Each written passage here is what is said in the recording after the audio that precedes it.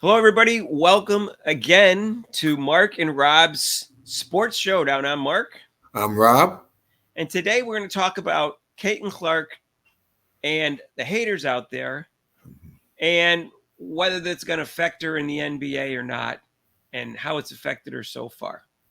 There's a couple things that happened about a month ago that I just want to cover because it's related to the topic. And then we're going to talk about what might happen in the NBA because there's going to be a lot of jealous women there because she gets so much publicity. And I mean, I don't blame them for being jealous. I'm just saying, how is that going to affect the WNBA and whether they're going to take advantage of the fact that she's going to be this big draw. But first, Sheryl Swoopes got on, I guess, Gilbert Arenas' YouTube/podcast.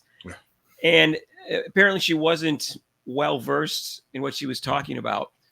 Which kind of surprises me because I'm sure they told her this is going to be one of the topics that we're going to discuss. So I don't think she has a good excuse. But anyways, she said three things, she implied a fourth about Caitlin Clark. And the first thing she said was that if you're going to break a record, you have to do it in the same number of years, which isn't true because all records are different. Like there's 12-game seasons used to be in football, and then 14 and 16, now 17 games. So all baseball, Babe Ruth, and Hank Aaron, different number of games, whatever. So the records are never the same. Right. So that's a silly argument to begin with. But be that as may, she said, well, you got to do the same. Well, she said you got to do it. And she said she's in her fifth year. Turns out she's in her fourth year. And one of the year was a COVID year where they didn't even have a full season.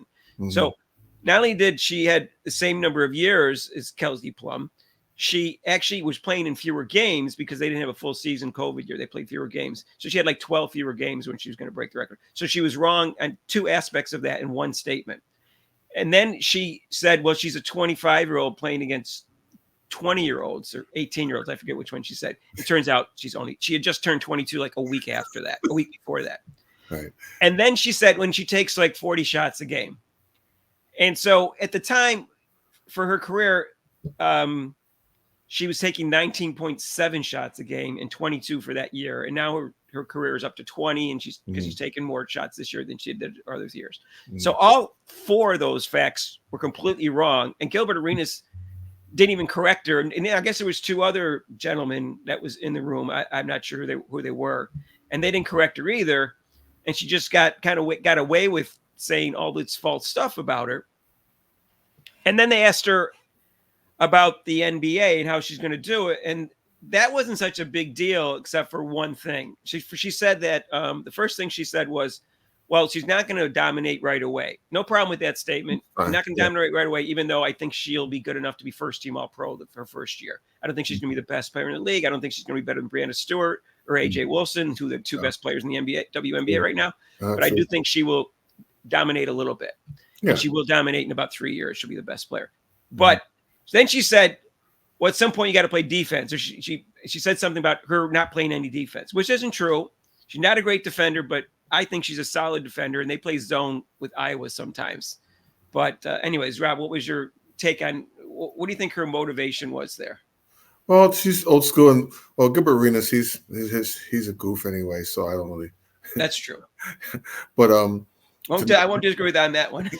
to not. I mean, that's what happens sometimes in these shows. They'll listen to the person, and instead of calling them out on what you just stated, it's like, come on, what you said is, I mean, what you just said is not true. It's just a fact. That's not right. She's not 25 years old. Okay, all right. What do you think her motivation was in terms of trying to take? She obviously was trying to take Caitlin Clark down. Well, like I said, there's no question about that. I don't know. Do you have any sisters? I have a sister, a younger sister. Well, I have three sisters, and like I said, I also coach girls basketball, and I've been around women a lot in my life. So, unfortunately, we get jealous, and she's just, like I said, it comes to the factor where sometimes women are always, look at her, well, catty, is that the word you're trying to? Is that what you're trying to imply? She's so good. Look at her dress. I mean, that's why I kind of wish, women were leaders, because all they would do is just talk to each other how they dress. But that's like their mode. They really are. You're saying girls. So you coached high school basketball, right? High school and junior high, yes.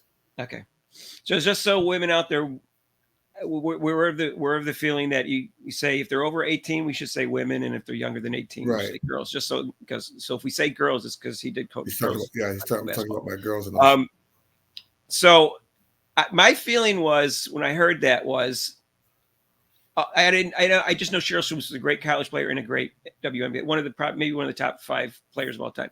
But Like- and she was an excellent defender, by the way. She was like 3-time defensive player of the year. So she was a better defender than Caitlin Clark. I'll say that. She did have a right to criticize her defense. right. But my feeling was I basically just thought she was just really jealous because they're making all this NIL money right now, and that they didn't in the WNBA they don't get paid much nowadays, and she got paid even less when she worked. So I thought it was just jealousy. And then she gets heavily criticized, lambasted, I would say, heavily criticized on the media by 99% of the people. Some say, "Oh, you can't criticize, her. That's not fair, or whatever. You're trying to hold a black female down." But she was completely wrong, and it was kind of irresponsible for her if she knew the topic ahead of time to not know the facts. And then she gets on and says that she reached out through Angel Reese to Caitlin Clark, and that she admitted that she made one mistake. Like she admitted it wasn't the 5th year. But she didn't say she really apologized, and she didn't really say she admitted the other 2 mistakes either. She won't say she's wrong. No, it was half-hearted. It was a half-hearted apology, and she only apologized for. She just said, "I made a mistake." She didn't even apologize. Right. So anyway, she said they had a conversation with Caitlin Clark, but I'm not going to tell you what it said. I'll let her say it if she wants to. That was it. Okay, that was the second thing. And then the third thing happened was, if you don't know this story, is she gets on, goes back, and I think she went, Big Over Arenas, and she says, you guys calling me racist and everything. She goes, well, black people can't be racist. No. Rob, do you think black people can be racist? I'm white. I'll let you. Yes, they can. Okay. So by definition, if you look up racism, there's no indication that says black people can't be racist. Not just black people, everybody of every race. I lived over in Asia. And if you were Chinese, from China, Chinese, you definitely were racist against Japan from them attacking China all the time. So you definitely don't like Japanese, even though you go visit them. But but racism, it doesn't matter. It's not a color thing. It's you might like that person. Right. So I gave her the benefit of the doubt originally, just saying this looks like it's just, you could call it caddy, whatever, just jealousy because of the money thing. And the amount of attention that Caitlin Clark gets. So everybody's jealous of that. Even if she wasn't making the NIL money, they'd be jealous of her because it's nonstop Caitlin Clark for the last 13 months.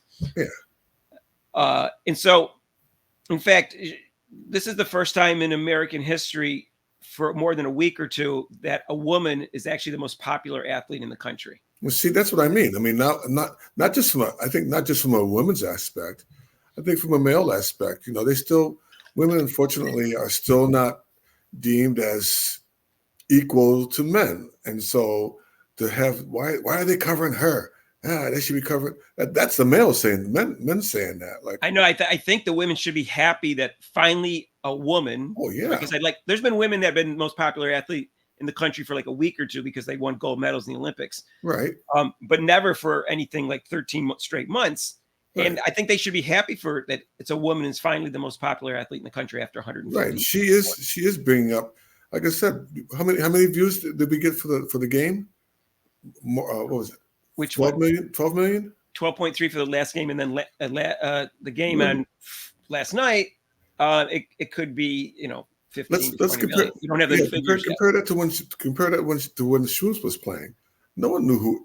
Seriously, probably a lot of people didn't even know who she was. No, I did because I heard about her and I watched the games when she scored the 47 points. Yeah, I mean it's all like I heard, like you said, you heard about it, but as far as following and in the WNBA, I barely saw her play. Most of the time I saw her play was in the Olympics. Right, exactly. That's all you knew from Olympics, and then after that, but I would say most people didn't even know who she was. But I think it is a jealousy. But you're right. It should. That's the way I feel. It should be. Hey, she's building up the game. She's letting women know, getting more and more notice, which I think is great. Right. So I think it was mostly jealousy, but now I think it's a little bit of racism too. On whose part? On Swoopes? You think it's racism on her part? And Swoopes, yeah. I don't think she. Yeah, I think it's part race because it's not a black woman who's doing it. Yeah, I think it's mostly out of jealousy because of the huge amounts of money that Caitlin and huge amounts of publicity that she's getting. Well, Boston. I mean, the best player, like I said, Boston from South Carolina. She's a main factor now in WNBA. Right. She's on commercial. She's actually doing commentary. She was like interviewing Dawn Stacy, her former coach. Right. So she moved up. So as far as, I don't know why would it be any kind of racism because she's a white player. That'd be kind of strange. I mean that comment, black people can't be racist. It just indicates to me there was racism behind some of what she was saying. That's just that's the impression I get. I don't know. I don't know how she thinks inside. I can't put my head. Well, lately that word is, unfortunately, in the kind of society right now is being thrown around. It's there. The factor is there. There is racism. But, obviously, there's more racism against blacks than there is in whites. There's no question about that. That's not really the point. But what I'm saying is that sometimes people tend to bring that up. I mean, it'd be like if I was walking to the door and then a white person opened the door and then they wouldn't hold it for me. Are they a racist or are they just rude? I don't know. Did they hold it for the white? Did they hold it for the white person before you? Well, no, that might. Then it's obvious it's racism. If it's not, then maybe they just hold the door for anyone. Yeah, they're just rude. They just have no manners. So there's no race. It could be either. So that was just Sheryl Swoopes' take, and then I think it was right after that, Andrea Carter was talking. It was a host. Jay Billis was on it, and two other guys that I don't know who they are, but it was ESPN's. It was I guess whatever they call their college basketball roundup show. Was Jay Williams on there? Well, yeah, I'm getting to that. Jay Williams was in the middle, and so Andrea Carter was going on and on about. Andrea Carter, by the way, is a really good basketball analyst. She was going on and on about how that Clayton Clark is great and how much she means to the game and how much she means to her teammates and stuff like that. Never said anything about GOAT or best player of all time or anything. She didn't word anything like that. She just said she didn't say she was best player in the country. She just said she's great. Mm-hmm. And Jay Williams gets on and has this really weird, illogical take that he got roasted over the fires for, which he deserved because he doesn't understand. But, excuse me. I'm sorry to interrupt you, but did you notice if you go? I went back and watched the tape. Did you see the people behind him? When he was talking, they were just like, "What?" They were like, "Boo!" They were like, "What are you talking about?" Yeah. I was wondering if they could really hear or not. Could they really hear her saying? The people in the background, they were like, "What? What are you talking about, man?" Right. I find that hilarious. And we'll do a video on championships and GOATs and greatness and stuff like that, which take a long time to go over because I think people slightly overrate championships, especially at the college level. But we'll go over that. But he said, and it's his exact words, he goes, "I don't consider her great yet because she hasn't won a championship." Now, he didn't say, "I don't consider her the greatest." He didn't say there's people that are greater than her. He didn't say anything. He just said, "I don't consider her great then, period.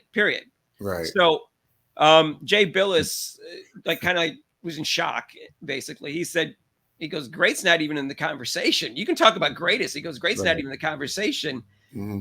And so they gave him this conversation was for 6.5 months. They gave him plenty of time to clarify and correct it. And he started saying is his favorite word, pantheon and elite thing. He started saying words like that.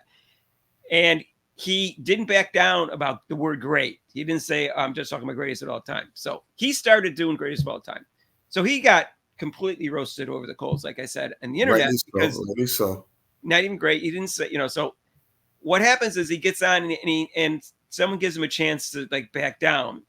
And then he lies and says, "Well, they were talking about the greatest of all time. It was a GOAT conversation." And the tape clearly says it isn't. No, it's not.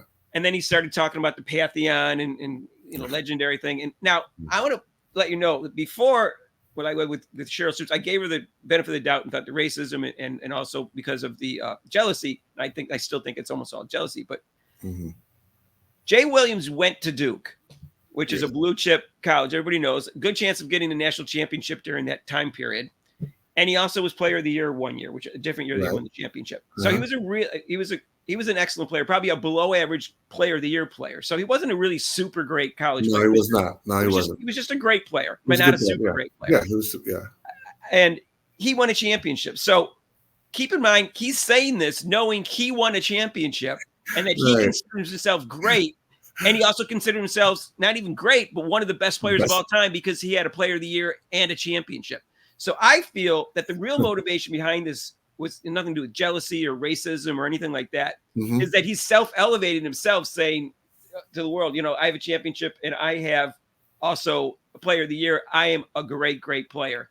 But these other players now. I have a whole list of players such as Larry Bird, and there's about 10 players who are just as great as him who didn't even make the Final Four, and several players who never won a championship in college that were all better than him.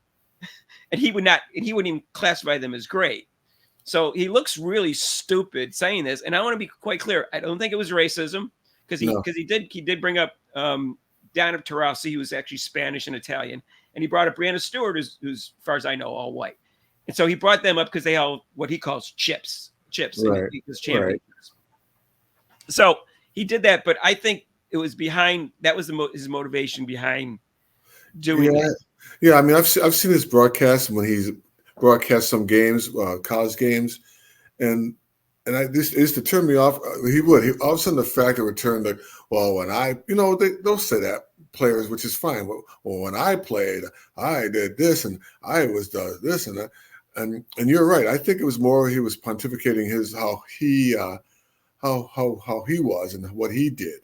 He's a smart guy and he's a good analyst in basketball. Yeah. So I'm not taking that away. Like I said, I don't think it's racist. It was clearly that was his motivation to me. Yeah, but that was his motivation to say. But and then to try to backtrack. He didn't even really backtrack. He's trying to like, oh, well, that's what they said. It's like, no, let's what they say. Let's go back to the tape here and show it.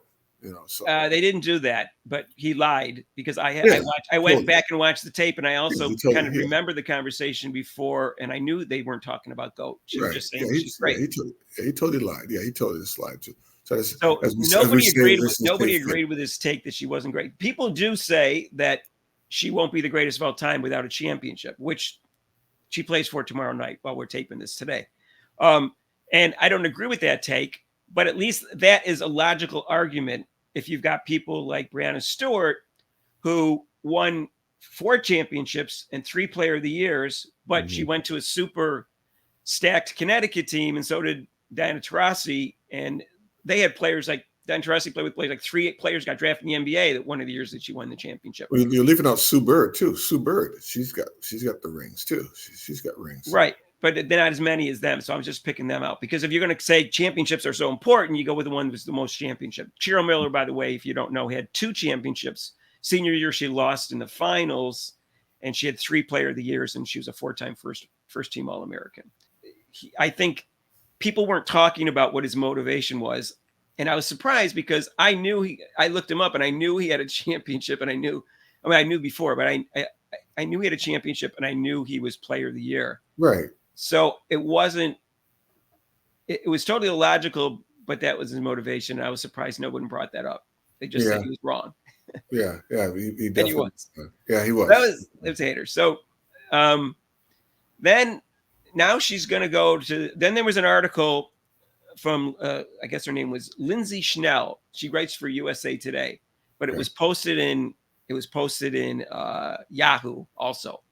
And she said, women's basketball needs faces of the future to be black. Enter Juju Watkins and Hannah Hidalgo. I can't pronounce her name. She's a point guard for Notre Dame. She's an excellent player. She was second in the Hidalgo freshman of the year voting. Yeah, for Notre Dame, Hidalgo. Right. And Juju Watkins, if you don't know, was a freshman of the year and first team All-American and is a super talent. For all I know, she could end up being better than Caitlin Clark because she is 6'2" and fast and quick and athletic and can jump. She's an elite scorer. Yep. Right now, though, she has more turnovers than assists, and she's also a very good defender, by the way. Right. Anyway, so she basically said that because the league is predominantly black, that the faces of the league have to be black. What do you think about that, Rob? It's just like the NBA, like we said, with the battle with when Larry Bird came in, and everybody, even the other players, like the older ones, Jabbar, and like, ooh, who is this? The great white hope. Our country really annoys the heck out of me. that they focus in always on color. Why does it have to be color? I mean, why can't it just be the person, who they are and how they play? I mean, the league, like I said, the league, like football, is mostly predominantly black, and basketball is predominantly black. But I mean, so is the NW. Mostly all the sports are. So when to say something like that you have We're really, not all sports, but yeah. I mean, let me ask you this question: not baseball or hockey, not baseball or hockey? No, not even the soccer players in this country are no. black. In I this mean, let me ask you this question. So to me, let me ask you the question: does that sound racist to you for her to say that, something like that? Go ahead. Yeah, what she said. Lindsay said that we got to keep it black. Do I think it was? I think it was 100% racist, and I think it's. By the way, the author's white, so you know. So I consider her what you call an overly woke white person. Now I'm going to be clear to you because the term woke, if you look it up, it just means being aware of inequities in our society, especially have to do with race. That's a good thing. In fact, in polls they've shown that most of the country believes that it's good to be woke. It's like 60%. Well, being woke when in the hood, when you're walking outside and then your friend walks in, hey man, you gotta stay woke out here. To us, a different woke. Yeah, it means to be. It means essentially does mean that, but it means to be aware of your surroundings. Okay, maybe that's what the basic definition is. But right. The far right, and I'm not going to get into politics here, but the far right has bastardized the term. Yes, for woke to mean overly. What they're really trying to say is they're overly woke. Right. So if you hear me say woke is a good thing. If you hear me say overly woke, it's when some blacks or some really far left whites go too far with saying racism exists when it doesn't exist in a certain situation. It's crazy because if you think about it logically, if the league is the WNBA, I looked it up, it's like 67. She said 70, but it can change from year to year. Why would it be logical it's not logical for the black to be a black person to be the face of the league 100% of the time. They're only 60. Logically, they'd only be the face of the league 2/3 of the time. So it's not important for them to be the face of the league 100% of the time. That's silly, and it's not, and it's not going to be because like Breanna Stewart is like won 2 MVPs and 2 championships. Yeah, Sue Bird's won like 4 or 5 championships. So there's right. So it's not going to happen, and it doesn't need to happen as long as it's not in a situation where the white players get all the attention, which is completely unfair. Obviously, no one wants that. It's just a racist. To me, it's like almost degrading because you're just saying like, oh, geez, that's all the black people can do. They can play that basketball. That's for sure. Oh, we got to keep them like that. They sure can play basketball. To me, I'm like it's kind of like, what are you saying? So she got destroyed. She got destroyed on social media. Well, I hope so. No, nobody agreed. Nobody agreed with her. I totally hope so. What would make her to, like I said, you said she's white. What do you think would make her motivate her to even? It's virtue signaling. That's what it is. It's virtue signaling. When a person goes too far, it becomes overly woke. They're virtue signaling. They're saying, "Look how good a person I am. I see racism when you don't see racism. I see how racism exists more often than you see racism exist." But it's funny coming from a white person who's there, like we were discussing. There is racism in all kinds of contexts.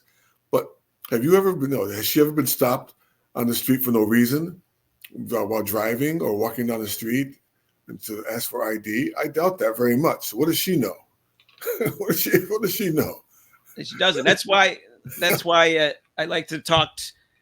It's impossible for me to know how it feels like to be black. So I like to talk to intelligent blacks who are non-biased, who are going to tell me how it feels to be black, to be stopped in the street for no reason and stuff like that. And because that's never happened to me, in that kind of situation. So I'd like to learn from that, but at the same time, this is a ridiculous take.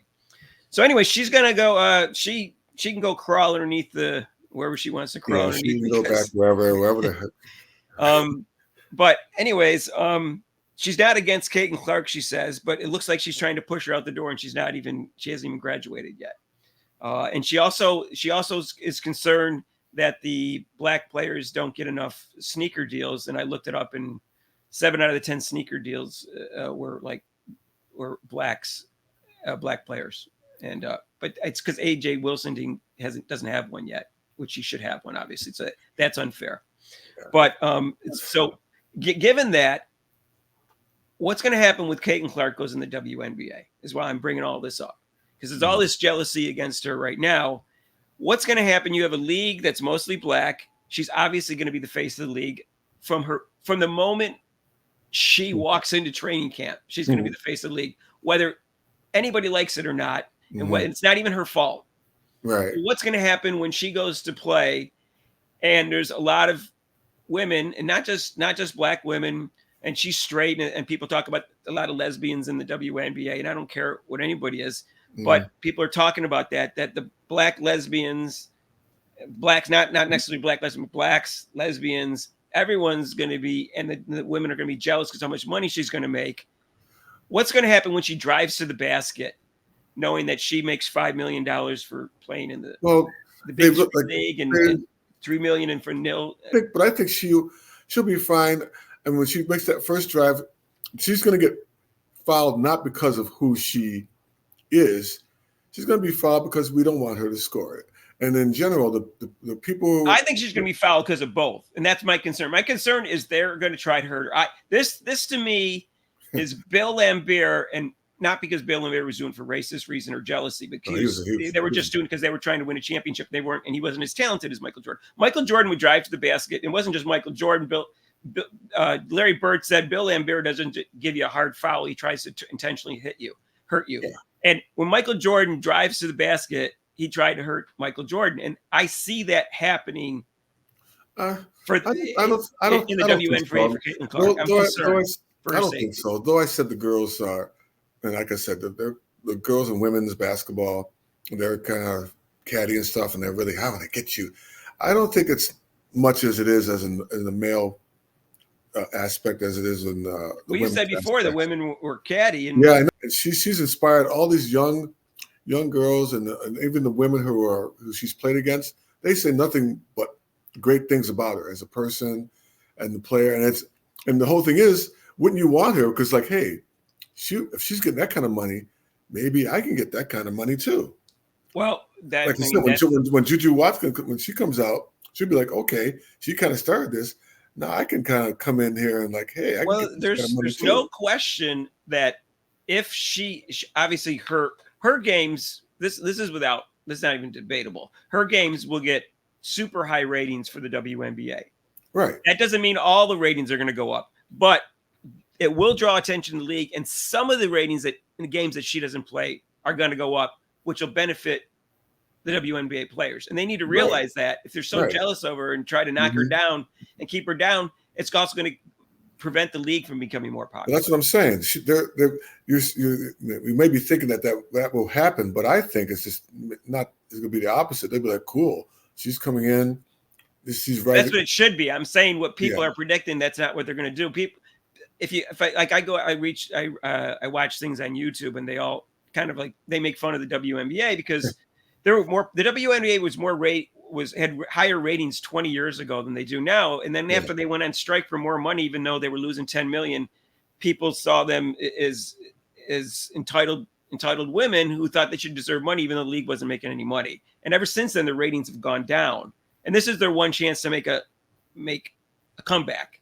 Yeah, I mean, because they don't even get their own private. I mean, they don't have their own private jets or anything like that, like the pros do. No, because they're losing 10 million a year, and the men make $8 million a year. Yeah, they can't afford it. So it's I think she's a good factor. If I was them, like I said, if the logical factor would be like, hey, she's coming in, she's going to make this money, make us build up the WNBA, and she will be. Every game will be broadcasted, even though it's going to be on ESPN. At least it'll be broadcasted. There'll be a matchup against her and Kelsey Plum and the other players and Breonna Stewart. Well, they could have that Larry Bird, Magic Johnson, white black thing if Angel Reese was a better player, but she's not. I don't think she's a good enough player. Staying in. Yeah, she's not going to be a top 5 player in the league like Caitlin Clark. So they're not going to have that type of. But maybe with someone else, she will. Juju Watkins won't be there for another few years, and that'll be a nice matchup. But we'll see. I mean, even when Paige Beckers will be there in one more year, but we'll see what happens. How much do you think the WNBA's popularity would go up with the addition of Caitlin Clark? Oh, it's going to go up definitely. I mean, So Small, medium, a lot, somewhere in I'll between. give it. I'll give it I'm not going to go crazy. I'll give it like 10%, 10%, 15%, 10%. Okay. which is not bad. Which is still pretty good for Her games will go up 100%. because The yeah, league itself will go up about 10%. yeah, I can see that. yeah. Yeah, I don't think it'll be a big jump. But No, because it's the WNBA, unfortunately. is there any solution to making the WNBA more popular? The main reason the WNBA is not as popular is just because the men are more athletic and more exciting, and they dunk. Also the dunking. What is there any way to try to it's never going to be the same, but is there any way to shorten the gap between the popularity of the two leagues in the WNBA? No. There's never going to be any kind of comparison. It's like I said, 10% will be, and 10% for the WNBA would be great for them as far Okay, as so all right, so let's talk about one suggestion which has been suggested twice, and the women hate the suggestion: lowering the rim to say like 9 feet. No. I mean that's a total slap in their face. Saying that they can't, that they're not strong enough. Oh, they can't push the ball. Well, what they say is that it's sexist and demeaning because just because they're lowering it a foot. But I will let me point out. Let me just take the other side for a minute. In volleyball, the nets are slightly less than 8 inches difference. This goes by meters, so it's like 7 and 7.75 inches difference. Okay. In both beach volleyball and team volleyball, the nets are almost eight inches lower for a woman. None of them think that it's demeaning or sexist to do that. In addition, in the WNBA, the basketball is 28.5 inches around. Yeah, it's small. Yeah, it's smaller. And the 3-point shot is closer. Right, it's smaller. And so I'm going to take the other just the other side. So they don't consider that too sexist to actually use a smaller ball or to have the 3-point shot closer. Well, the smaller ball has always been like that. Still, it's still something to accommodate them because physically they are different than the men. Yeah, they have smaller hands. Yeah, I mean they have smaller hands, and their shot's a lot softer. And like I said, when you see them shoot the ball, you see. I mean, you would think that it's a lot softer shot. You see a lot of air balls. Right. So the women, Brianna Stewart and Candace Parker didn't like it when this was brought up to them, and one said it would actually ruin their shot because of the arc of the shot would have to change. I mean, because when they're playing, it's only a foot more, and they're when they're playing, it's the 10-foot basket. So I don't think. So I looked into this and I watched videos, and I came across this research that was done. I said one video said, "Oh, just lower it 6 inches." I said that won't do any good. That very few of them can dunk, and it wouldn't be any exciting dunks. They'll be just like their hand will barely go over the net.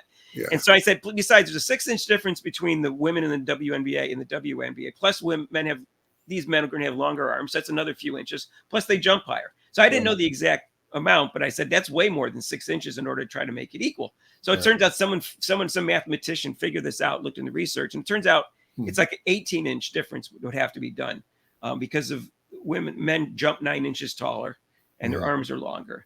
Right. So it would have to be actually be down. He suggested 8.8, but really by his statistics, it was 18 inches. That's 8.6. But that 8.6 seems like, well, that's completely different game. That's way too much to lower. That'd be really, it would, to me, it would be boring. I mean, if it's 9 foot, you're still not going to see exciting dunks and alley-oops that you see in the NBA.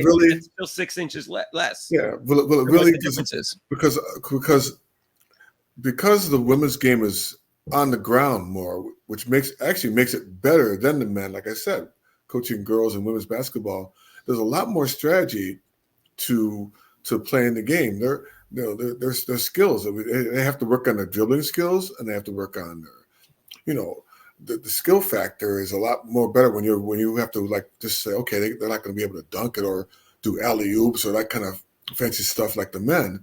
So now, what do you do to try to help them out? So they have to work on their dribbling skills, especially shooting. So if they can shoot the ball, that helps out a lot. So what do you think? And I would say that when we talked about Sheryl Swoopes, her criticism of Caitlin Clark's defense was over the top and too much. But I will say that Caitlin Clark's defense needs to improve.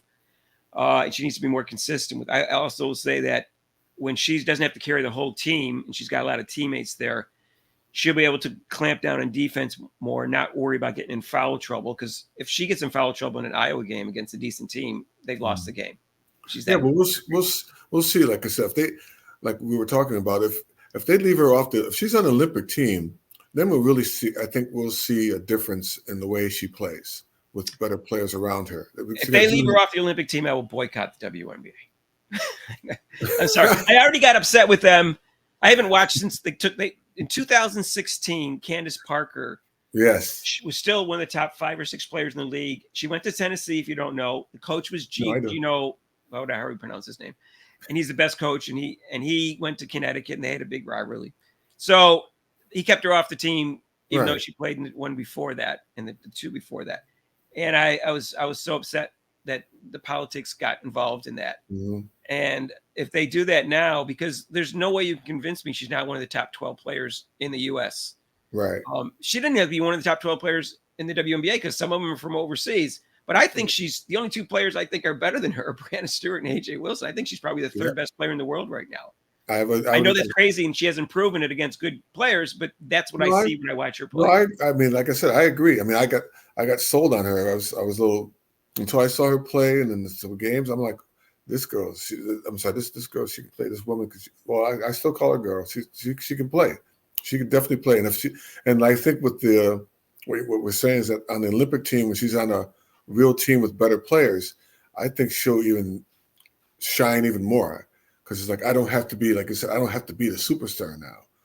Right. I think so too. I think she'll be first team All-Pro her rookie year, which starts in just like a month or so. I think it starts in May, I guess. Right. And I think she will be the 3rd year full, as long as she's in major injuries, the 3rd full year in league, she could be MVP. And I think she'll win a number of championships, a number of MVPs, and she'll go down as the greatest woman basketball player in the history of either pro or college. Well, that's a pretty big prediction, but we'll see what happens. I understand she's a once in a generation player. Yeah, and she's determined to be the best, and she has Michael Jordan's brain in her, and that's why I think she's going to do it. Yeah, there's like Juju Watkins is, like I said, is probably more physically talented than her, and of course she could, like I said before, she could pass her up. But I think she is more driven than any woman player I've ever seen.